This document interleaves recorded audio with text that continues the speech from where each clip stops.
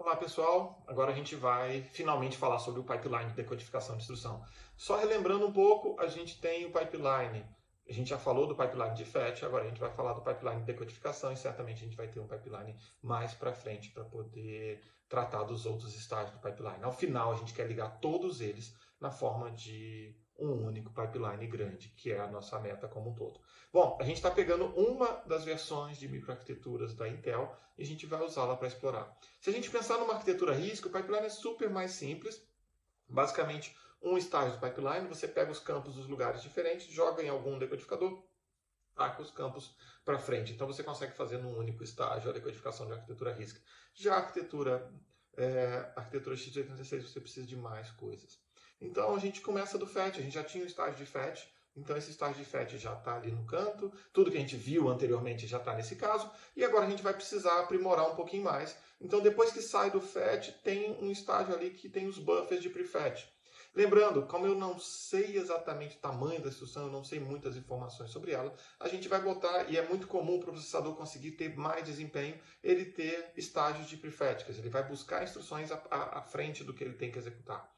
E ele vai fazer vários prefetches. Então tem os buffers de prefetch que estão aqui para poder tentar trazer novas instruções. Então vamos pensar que o meu fetch traga 16 bytes, o meu prefetch buffer pode passar esses 16 bytes e pedir o próximo ali enquanto ainda está decodificando para frente. Próximo estágio na arquitetura Intel é um decodificador de tamanho de instruções. Relembrando que eu falei para vocês, é possível que você tenha modificado a sua cache para anotar o tamanho da instrução. Se você decodificou a instrução anteriormente e anotou na cache, significa que agora você não tem mais dificuldade. Você consegue ir lá e pegar exatamente o formato que você tem e você já sabe a informação, o tamanho dessa instrução. Se você não sabe isso, você vai ter que decodificar. Tá? Então você precisa saber o tamanho, porque você precisa quebrar instruções em pedacinho. Então agora você precisa olhar as instruções, os bytes que chegaram sequencialmente e tomar a decisão. Daqui até aqui é uma instrução, daqui até aqui é outra, daqui até aqui é outra, daqui até aqui é outra. Eu tenho esse monte de instruções. Lembrando, pode ser que tenha uma instrução, pode ser que você não tenha mais instrução disponível, você tenha bytes ali, mas não tem instrução disponível. E você vai mandar qualquer uma dessas coisas. Pode ser que você tenha 16 instruções de um byte. Você vai jogar isso para a fila de instruções. Tá? Na hora que você jogar isso para a fila de instruções, aí sim, a gente tem a arquitetura Intel ali com múltiplos decodificadores. Eu falei para vocês da configuração de decodificador simples e decodificador complexo. Então nós temos 3 decodificadores simples nessa implementação aqui, um decodificador complexo e a memória de microcódigo. Tá? Então, esse é o pedaço que a gente tem. Então a gente está virando e falando aqui. Eu tenho 3 decodificadores simples. O que significa isso? Eu vou jogar a primeira instrução para o primeiro decodificador, a segunda para o segundo, a terceira para o terceiro. E a gente vai torcer para funcionar. No fundo, a arquitetura faz isso mesmo, tá? Ele espera que as instruções sejam simples e joga um decodificador simples. Se não funcionar, ele manda ela para o decodificador complexo. Tá? Então você pode, o decodificador complexo ele é capaz de decodificar tanto instruções simples quanto complexas, mas as instruções complexas não são decodificadas no decodificador simples. O decodificador simples ele joga uma microoperação para frente, o decodificador completo joga até 4 microoperações, 1, 2, 3 ou 4, certo? E a memória de microcódigo joga mais do que 4 microoperações para frente. Então, assim, o que acontece ali? Imagina que você jogou múltiplas instruções, você jogou 3 instruções simples, uma complexa, você vai jogar ali para frente, no mínimo 3 microoperações das simples e mais algumas da complexa ali.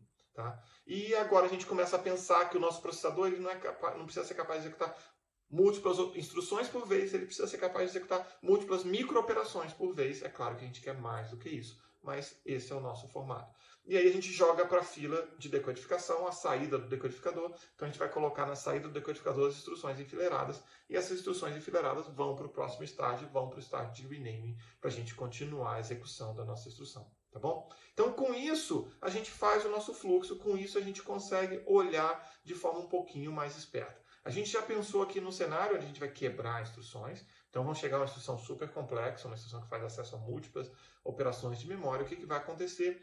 Ela vai tentar ser decodificada pelo decodificador simples. Ele não vai dar conta. Ela vai ser enviada para o decodificador complexo. O decodificador complexo vai virar e falar, olha, ela é muito maior para mim. Então ela envia para a memória de microcódigo, que é o sequenciador de microcódigo.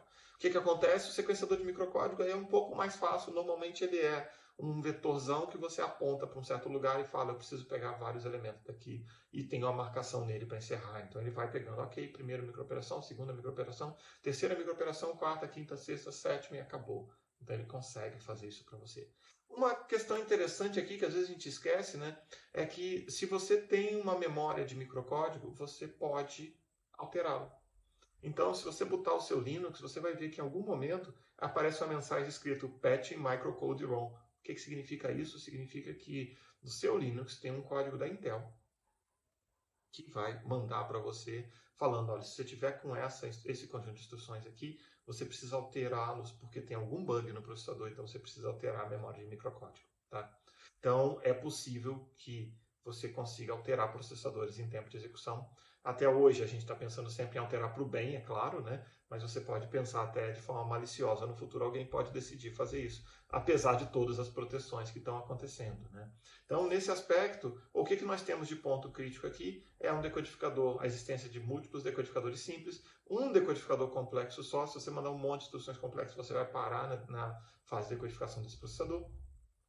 E uma única memória de microcódigo, que é exatamente o que a gente quer olhar para frente. Então agora vamos pensar o seguinte, eu peguei uma instrução e quebrei múltiplos microcódigos, certo? Aí eu fiz instruções mais simples. Será que a arquitetura RISC tem algo parecido? E acho que aí tem uma coisa bem interessante, né? Enquanto as arquiteturas CISC estão trabalhando para gerar múltiplos microcódigos, no caso das instruções mais simples, ela gera um microcódigo, o que a gente consegue ver é que arquiteturas CISC gera múltiplos microcódigos, como por exemplo esse rep mov s, né, que vai repetir, copiar string, né, no fundo pode ser mov sb, sw ou alguma outra coisa, né?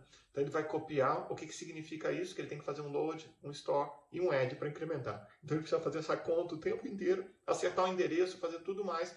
Então aquele rep movs acaba sendo gerado 3 microoperações.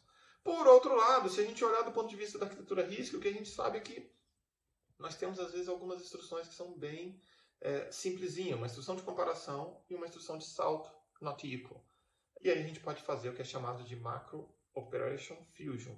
Fundir essas duas operações, eu faço a comparação no estágio seguinte eu faço o salto. Então o BNE pode ser visto como a fusão dessas duas operações. Então assim, se por um lado você vai quebrar instruções complexas, por outro você também pode agrupar instruções mais simples na forma de uma outra instrução para frente, ok? Bom, e aí o que a gente vai fazer agora? Agora a gente já olhou um pouco para esse cenário, a gente precisa pensar um pouquinho do ponto de vista da especificação do processador, já que a gente quer decodificar. Então, é muito importante que a gente tenha um comportamento claro para cada uma das instruções.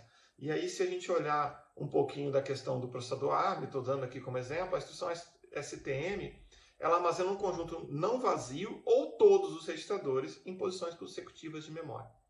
E aí o que acontece? Essa especificação não está vaga ainda, ela não está totalmente precisa. Como assim ela não está precisa? Vamos olhar alguns detalhes dela e vamos olhar alguns dos elementos, tá? Então, a gente tem uma restrição que é, se o RN, aqui tem a sintaxe dela, né? STM, uma condição, o modo de endereçamento ali, se for o caso, eu tenho o RN, pode ter exclamação ou não, e eu tenho os registradores mostrados lá. Lembrando que essa é aquela instrução muito parecida com a LDM que a gente viu no vídeo passado, tá? Quais são as restrições? Se o registrador destino for especificado em register e também especificado write-back, quer dizer, se eu quiser escrever no RN e tiver aquela exclamação depois dele, eu só vou escrever se ele for o menor registrador que está lá, tá? Então eu não posso escrever no registrador RN se ele não for o primeiro da lista de register, porque vai dar um comportamento imprevisível. Observe que o comportamento imprevisível é muito chato aqui, gente. A gente queria um comportamento determinístico, não importa qual seja, porque a gente consegue implementar. Quer dizer o seguinte, você vai rodar essa instrução num processador, pode ter um comportamento, roda em outro, vai ter outro comportamento. Isso é bem complicado para a gente. Poderia ser comportamento indefinido, a gente também evita comportamento indefinido, tá bom? E quanto ao PC, tanto o STR, quer dizer, store um registrador, se eu guardar o PC, ou se eu dar um STM, quando eles utilizam o R15, a instrução pode armazenar o PC mais 8 ou o PC mais 12. Desde que ela use sempre o mesmo o tempo inteiro. Então, assim, quando eu implemento o processador, eu decido, o implementador decide se ele vai armazenar PC mais 8 ou PC mais 12. A decisão é sempre dependente da implementação. Por que isso está sendo feito? Isso está sendo feito porque a gente sabe que tem um pipeline, e esse pipeline tem um certo custo, então a gente precisa guardar esse registrador. Mas é uma coisa bem estranha, porque você não vai saber. Se você está olhando em software e tenta inspecionar a sua própria pilha, o que vai acontecer? Você não vai ter uma característica tão clara do que está na pilha ali, você pode ficar na dúvida se é PC mais 8 ou PC mais 12, seu código não vai conseguir manipular corretamente essa instrução na pilha, tá? Ok? Bom, eu vou dar uma parada por aqui. Na próxima aula a gente vai falar um pouco mais sobre conjuntos de instruções ali, como verificar, como manipulá-los. A gente vai trabalhar um pouquinho mais na próxima aula, tá bom, pessoal? Ok? Até mais então.